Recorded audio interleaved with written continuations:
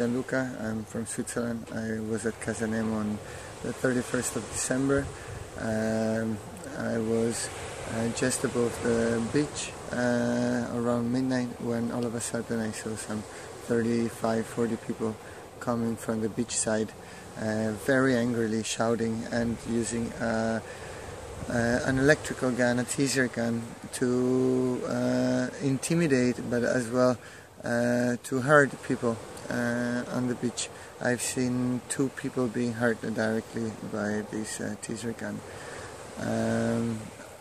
Unfortunately, nothing is still being made to clarify who did that, but that's scary, and I don't think that this is the best way we can promote tourism on the island.